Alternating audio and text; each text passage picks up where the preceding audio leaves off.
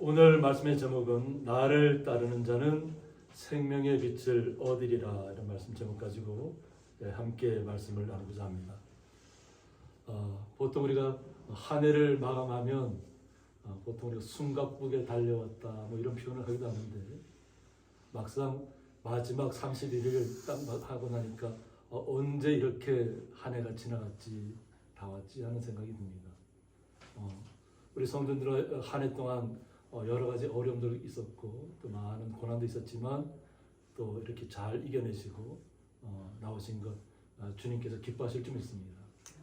또 그 사랑 안에서 저희들이 올 한 해를 잘 마무리하고 또 바로 내일이죠. 이제 또 신년 예배를 새롭게 해야 될 줄 믿습니다. 오늘 말씀에 예수님께서 하시는 이 말씀의 오늘 그 장소는 그림을 보는 것처럼 가부가 두 렙돈을 성전 앞에서 이렇게 드리는 모습입니다. 가장 작은 것을 주님 앞에 성전에 헌금함이 넣는데 예수님께서는 가장 그것을 귀하고 크게 보셨다는 거예요.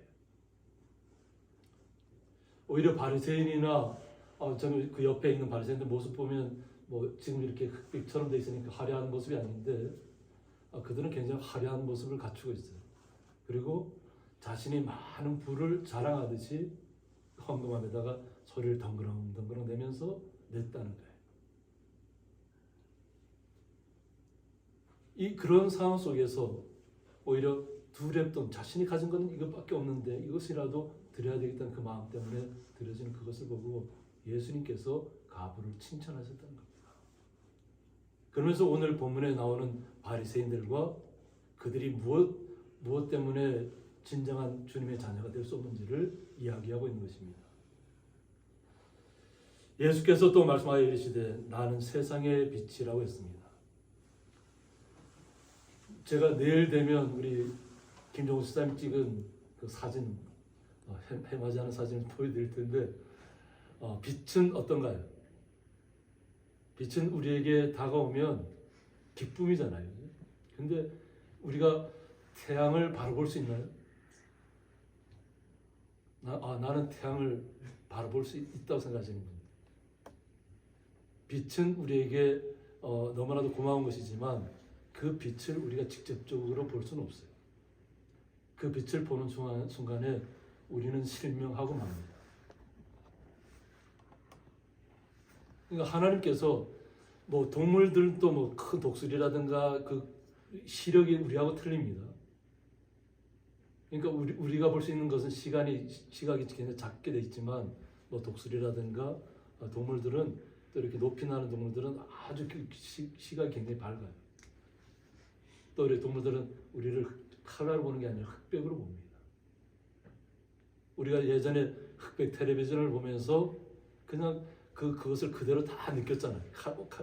실제로 칼라 옷을 입은 것처럼 우리는 흑백 TV를 보면서도 다 그 감정을 느꼈단 말이에요. 마찬가지로 동물들은 흑백으로 보면서도 그 사물들을 다 정확하게 인식하고 있습니다. 그런데 하나님께서는 우리 하나님의 사람들은 빛을 눈에 보이는 빛은 볼 수가 없지만 또 하나님도 우리가 온전하게 바라볼 수가 없잖아요. 하나님 우리가 바라보고는 살 수가 없다는 거예요. 그런데 주님께서 이 땅에 빛으로 오셨다는 거예요. 우리와 똑같은 모습으로 우리의 삶 속에 오셔서 내가 세상의 빛이라고 얘기합니다. 그리고 나를 믿으면 그 구원을 얻는다는 거예요. 하나님께서 우리에게 영원한 생명으로 인도하는 그 역할을 감당하기 위해서 이 땅에 오셨다는 것입니다. 본인을 갖다가 세상의 빛이라고 얘기합니다. 그러면서 나를 따르는 자는 어둠에 다니지 않는다고 하는 것입니다. 주님을 신뢰하고 주님을 믿고 나가는 모든 사람들은 잘못된 길을 행하지 않는다는 거예요. 잘못된 길에 서지도 않을 것이고 잘못된 것을 따라가지도 않을 것이라는 겁니다. 오직 주님이 이끄시는 대로 나아갈 것이라는 겁니다. 빛은 우리에게 굉장히 많은 것을 보게 합니다. 우리가 이렇게 보면 아무런 것이 없는 것처럼 이렇게 느껴지잖아요. 근데 만약 우리가 방에 들어가 있고 갑자기 창문을 통해서 햇빛이 쫙 깨끗하게 들어오면 갑자기 이불만 이렇게 털어도 갑자기 온 그 방 안이 다 먼지가 가득 찬 게 빛에 보면 다 보이게 돼 있어요. 우리의 눈으로 보면 날마다 우리가 그 빛 속에 산다면서 우리가 눈에 보이는 것만을 추구하다 보면 날마다 먼지를 보고 살아야 된다는 얘기예요. 주님이 항상 내 곁에 계시고 주님이 나의 모든 것을 일거수일투족을 나를 감시한다 생각하시면 어떻게 될까요? 우리가 길을 못 펼 겁니다. 주의 천사가 분명히 있는데 주의 천사가 항상 우리를 딱 이렇게 앞에서 지켜보고 있다면 어떨까요? 우리 마음이 원하는 대로 하지 못하는 게 내 원하는 대로. 그러니까 주님께서 분명히 우리를 지키는 천사가 있지만 주의 천사가 있지만 숨기시는 거예요. 천군 천사가 나타나기도 하지만 그것은 나라가 위기에 처했을 때 그 나라를 쳐들어온 군인들을 무찌를 때 그렇게 하잖아요. 천군 천사를 보일 수도 있어요. 나타낼 수도 있고 이 분명히 존재하지만 보이지 않게 한다고 합니다.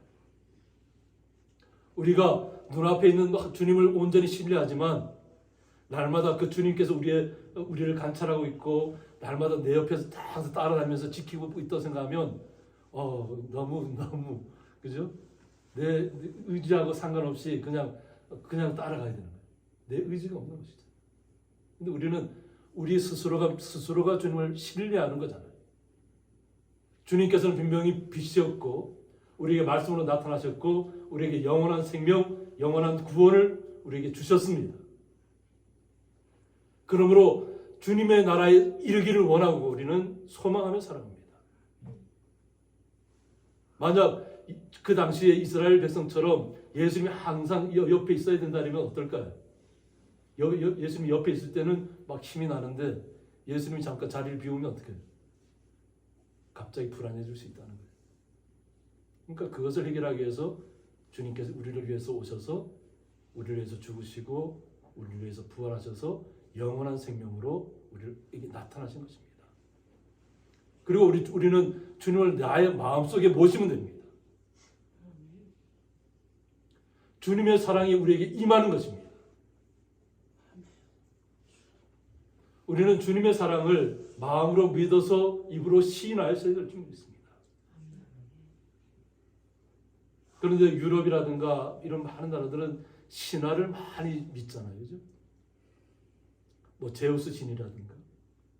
근데 그 신화의 인물들은 뭐냐면 항상 수대를 거쳐가면서 자기가 항상 무언가 변한다는 거예요. 자기가 그 다른 사람이 그 사람이 원하는 모양을 변해서 뭐 아이를 갖게 하고 잉태하게 한다는 거예요.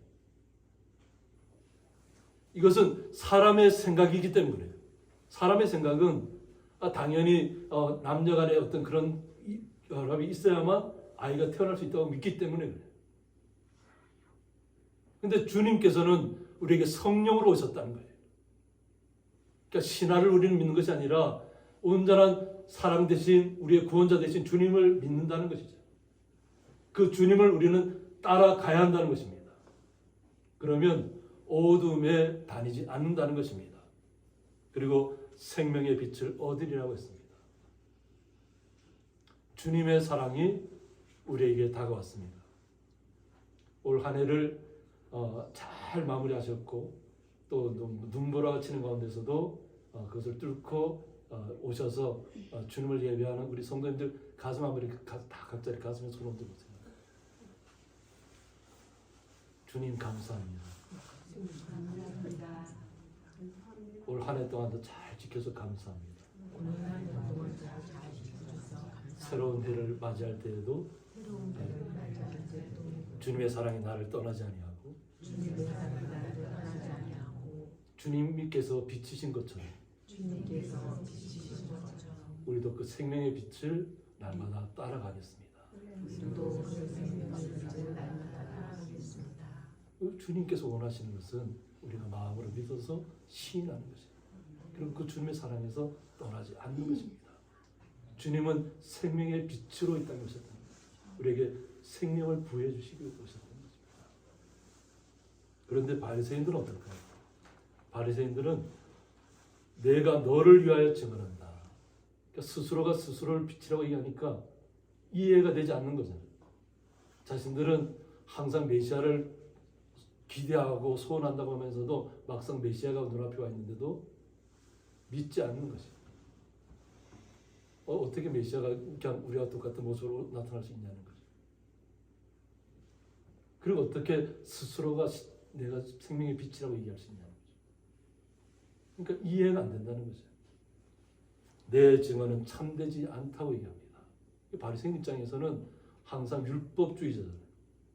하나님께서 주신 그 당시 모세 오경만을 신뢰했던 시대입니다. 그러니까 율법을 통해서 그들이 율법만 믿는 것이 아니라 율법의 조항들을 따져서 자기들이 만들어 놓은 조항이 엄청나게 많아요. 사람을 제대로 움직이지 못하도록 막 자꾸 이렇게 율법을 통해서 가둬놓는 거예요.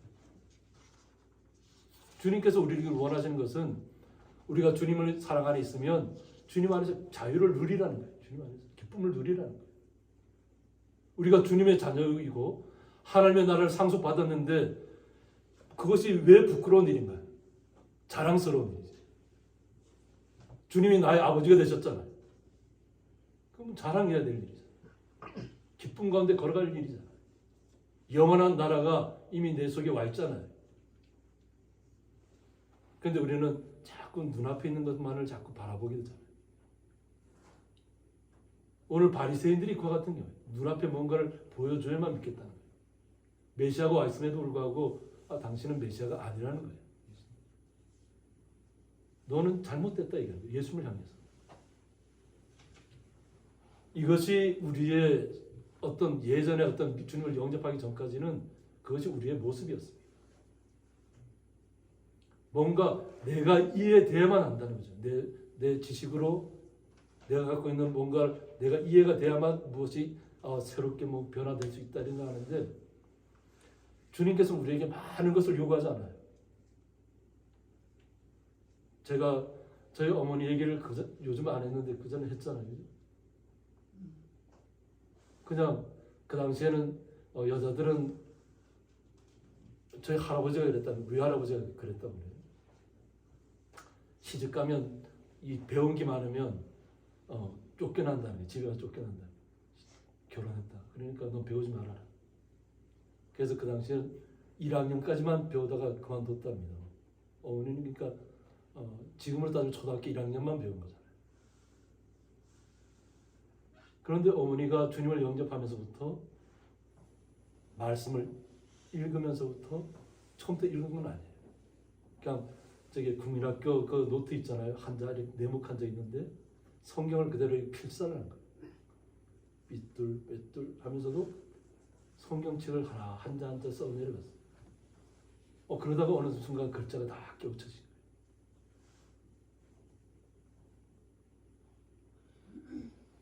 정주영 고인이 되신 정주영 회장은 학력이 얼마나 될까요? 우리는 세상을 지식으로 세상 사람들은 지식으로 판단하잖아요. 뭐 대학교를 나오고 대학원을 나오고 그래야 무언가 많이 알고 있고 뭐 박사가 돼야지만 아는 것처럼 그런데 학문이 높아지면 높아질수록 믿음에서 떨어지는 사람들이 너무 많아요. 왜? 자꾸 자기 지식으로 이해하려고 하니까. 그런데 우리는 주님께서는 우리의 학식으로 우리를 부르신 게 아니에요. 그냥 나의 자녀로 부르신 거예요. 사랑하는 나의 아들, 딸로 부르신 거예요. 주님의 사랑이 얼마나 놀라요. 우리로는 측량할 수도 없고 이해할 수도 없는 이야기예요. 어떻게 세상을 만드신 태초부터 주님께서 이 모든 세상 만물을 지으신 분이 나의 아버지가 되고 나의 모든 것이 되었다는 사랑이 우리는 믿어지는 순간부터 세상의 지식과 세상의 부경화로 그것을 대체할 수가 없어요. 예수님께서는 뭐라고 얘기하시냐면 내가 나를 위하여 증언하여도 내 증언이 참되다고 합니다. 예수님 자신이 내가 세상에 생명의 빛으로 오셨다는 것을, 내가 세상의 빛이라는 것을 이야기함에도 틀리지 않았다.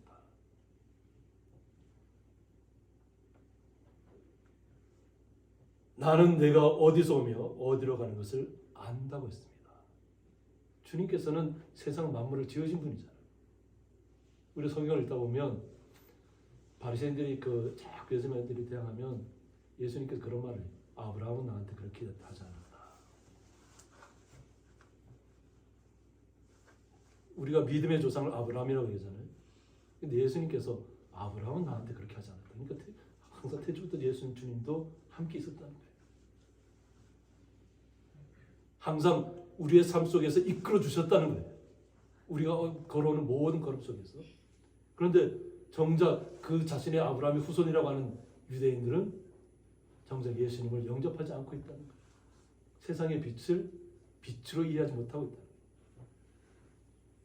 그런데 주님은 내가 어디서 왔고 내가 어디로 가는 것을 다 알고 있다는 거예요. 그러니까 주님께서는 우리를 위해 이 땅에 오신 것이잖아요.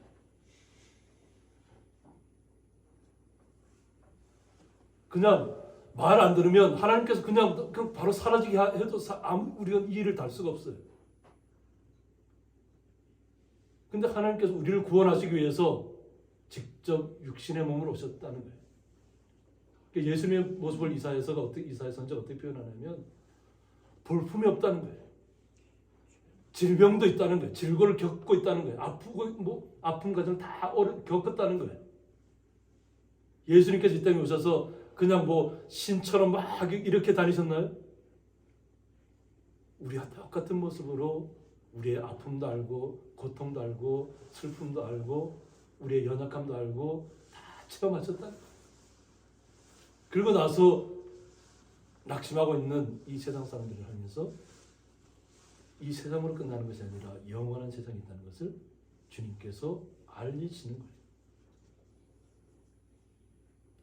한순간에 이 지구라는 세상을 싹 없애고 새로운 위상을 세울 수 있잖아요. 새로운 더 좋은 곳을. 그런데 하나님께서 그렇게 하지 않으시잖아요. 직접 오셔서 우리를 나 자신이 이 땅에 죽으러 와서 그 죽는다는 건 뭐냐면 우리를 살리기 위해서 본인이 죽으신다는 거예요. 그런데 바리새인들을 향해서 뭐라고 얘기하냐면 너희는 내가 어디서 오며 어디로 가는 것을 알지 못한다고 얘기합니다. 율법은 통달했다고 할지라도 법조문 해석은 잘한다고 할지라도 전혀 구원받는 백성이 아니라는 거예요. 구원받는 백성이 아니에요. 너희는 육체를 따라 판단한다고 했습니다. 예수님 이 말씀 전에도 가늠하는 여인을 갖다가 붙잡아서 돌로 치라고 했잖아요. 근데 예수님께서 뭐라고 하셨어요? 죄 없는 자가 돌로 치라고 했습니다. 그리고 그냥 땅을 바라보시고 무엇을 쓰셨다. 무엇을 썼는지는 알 수가 없습니다. 그런데 다들 돌을 들고 와서 가늠한 여인을 치면서 예수님이 어떻게 하면 예수님이 말을 잘못하면 예수님한테까지도 돌을 던질 기세로 그 가늠한 여인을 붙잡은 거예요. 본질은 가늠한 여인이 아니라 예수님을 돌로 치기 위해서 왔다는 거예요. 그런데 정작 자신들의 찔림을 받았잖아요. 죄 없는 자가 없다는 거예요. 그래서 예수님 주님께서 뭐라고 그래요? 너를 돌로 친 자가 인정 묻잖아요. 아무도 없다. 다 돌아온 겁니다. 주님께서 그때 뭐라고 하죠? 나도 너를 판단하지 않겠다고 얘기해요. 죄가 없다고 얘기하는 게 아니라 내가 너를 판단하지 않겠다. 분명히 이 땅에서 잘못한 일이 있지만 지금 상태에서는 내가 그 죄를 판단하지 않겠다. 그러니까 회개하고 돌이키라는 얘기예요. 회개하고 돌이키면 주님의 사랑으로 바뀐다는 겁니다. 지금 당장에는 우리 눈앞에 죄가 있지만 그 죄가 좋은 것은 아니지만 그 죄가 깨달아졌으면 다시는 그와 같은 죄를 범하지 말라는 겁니다. 그리고 새로운 사람이 되라는 거예요. 주님의 사람이 되라는 겁니다. 그러면서 나는 아무도 판단하지 아니하노라고 얘기합니다. 바리새인들 안에서도 나는 판단하지 않겠다고 얘기하는 겁니다. 그래서 판단하지 않는 뜻은 뭐냐면 크리미널에서 공개석상에서 공식적으로 죄를 선고하거나 잘못을 엄격하게 추궁하는 것을 의미한다고 합니다. 공개적으로, 공식적으로. 근데 주님께서는 그렇게 하지 않으시겠다는 거예요. 근데 그러면 주님께서 판단할 그 힘이 없어서 그렇게 했다는 것인가요? 아니죠.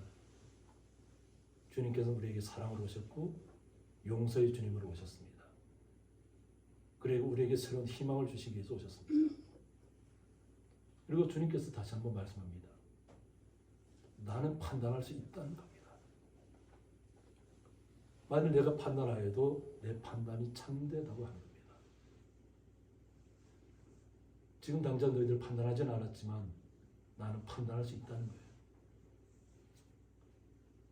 이것은 왜 그러냐면 이는 내가 혼자 있는 것이 아니요 나를 보내신 이가 나와 함께 계심이라고 했습니다.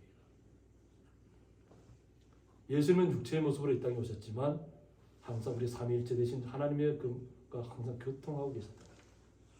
자기의 뜻을 얘기하는 것이 아니라 하나님의 뜻을 이야기한다는 겁니다.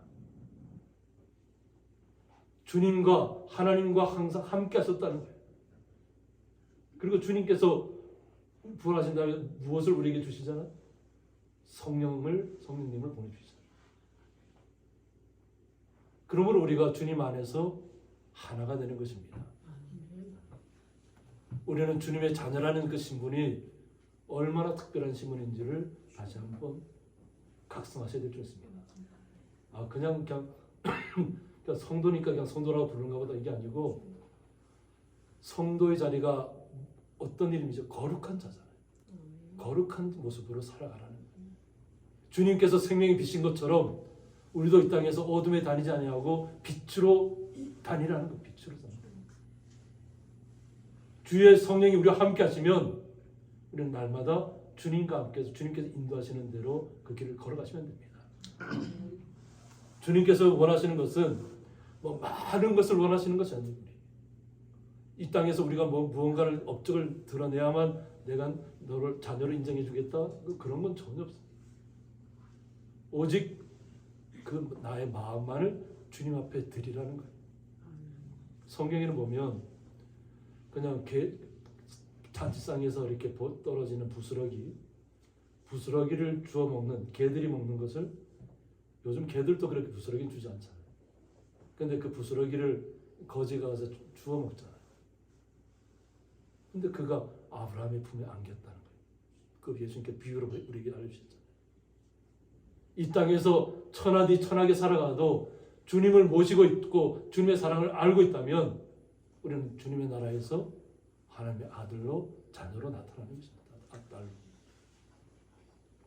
그러므로 이 땅에 살아가는 삶 속에서 우리가 절대로 부끄러운 일을 행하지 않아야 되고 항상 주님께서 원하시는 삶이 어떤 삶인지를 잘 이해하셔서 날마다 주님의 손을 붙잡고 가기를 원합니다. 주님의 말씀을 붙잡으시기 바랍니다. 주님의 말씀이 날마다 우리를 살게 합니다.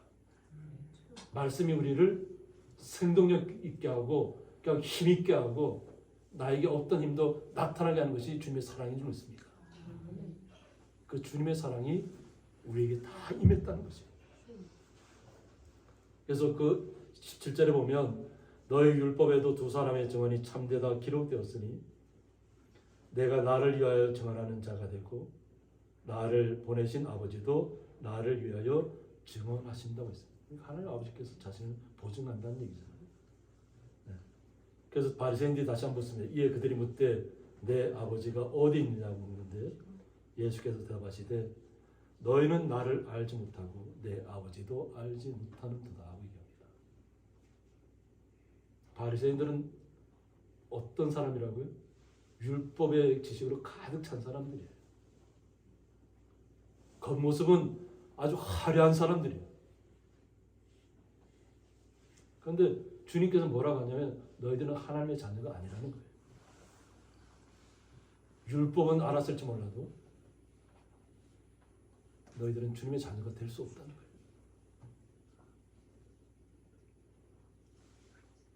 자신들은 하나님의 자녀라고 생각하잖아요. 유대인들은. 그런데 예수님께서는 너희들은 하나님의 자녀가 될 자격이 없다고 얘기하는 거예요. 주님을 영접하지 못하고 있잖아요. 깨닫지도 못하고 있잖아요. 유대인들의 삶을 보면 예수 믿는 사람들을 핍박하는 데 앞장섰던 사람들이에요. 그리고 하나님 아버지를 자신들은 하나님을 안다고 하지만 너희는 하나님에 대해서 전혀 모르는 사람들이라는 거예요. 율법만 아는 사람이에요. 형식에만 치우쳐 있는 사람이에요. 나를 알았더라면 내 아버지도 알았을 것이라는 겁니다. 주님을 온전히 알았다면, 예수님을 온전히 알았다면 하나님 아버지도 알았을 텐데 유대인들, 바리새인들은 그렇지 않다는 거예요. 그러니까 유대인 전체를 얘기하는 건 아닙니다. 그죠? 바리새인, 율법학자, 율법이 최고의 그것을 가지고 있고 자신들만 무언가 특별히 위대한 것처럼 특별한 사람인 것처럼 생각하는 사람들. 오늘 이 헌금하는 그 두 렛돈을 드리는 그 가부의 심정을 그들은 전혀 이해하지 못하고 있다. 그냥 자신들의 그냥 돈을 많이 넣어야만 하나님이 인정해 주는 것처럼 자랑하듯이 이래 넣고 있잖아요. 근데 주님께서는 그걸 받지 않으신다. 주님께서 원하시는 것은 우리의 마음이라는 거예요. 어떤 금전의 부피와 무게 이런 것이 중요한 게 아니고 우리의 마음이 중요하다. 마음을 온전히 드리면서 그 드려지는 것 예물이 진정 하나님 받으시는 예물이라는 거예요. 그러니까 이 바리새인들은 하나님의 말씀을 안다고 하면서도 헛되이 믿고 있다는 거죠. 헛되이 믿고 있다. 하나님의 자녀가 될 수 없는 거짓된 위선자라는 겁니다.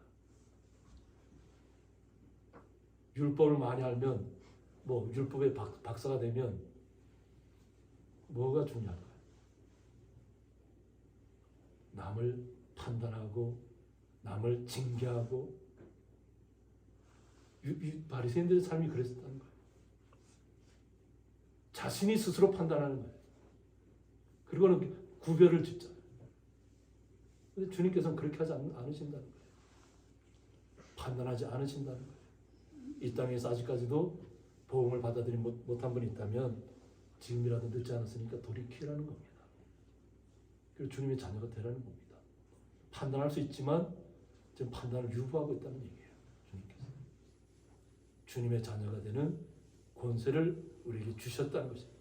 그 생명되는 그 주님을 우리는 영원한 생명의 빛으로 우리는 믿고 신뢰하고 영원한 생명 가운데로 날마다 걸어가신 줄 믿습니다. 오늘 척박한 눈길을 걸어오셨지만 기쁨을 주님께 주시는 기쁨을 마음속에 가득 채우셔서 새로운 해를 맞이할 때에도 기쁨으로 모든 일 잘 감당하시는 정말 그래서 온전히 주님만을 따르는 그래서 생명의 빛을 날마다 얻으면서 나가는 주의 거룩한 성도님 되시기를 주님의 이름으로 축원드립니다. 함께 기도하겠습니다. 나를 따르는 자는 생명의 빛을 얻으리라는 말씀을 통해서 바리새인들을 향한 주님의 말씀을 저희들이 온전하게 새겼습니다. 바리새인들은 주님을 영접하지 못했지만 믿지 못했지만 저희들은 세대를 뛰어넘어서 주님의 말씀을 믿고 신뢰하며 날마다 주님과 함께 동행하며 날마다 주님께 주시는 기쁨으로 이 땅의 모든 어려움과 슬픔들 약함을 이겨내고 오직 놀라우신 주님의 은혜를 덧입어서 날마다 걸어가게 하신 줄 믿습니다. 날마다 주님과 동행하고 주님께서 이끄시는 날까지 날마다 기쁨 가운데 거하게 하여 주옵소서. 예수님의 이름으로 기도드리옵나이다. 아멘.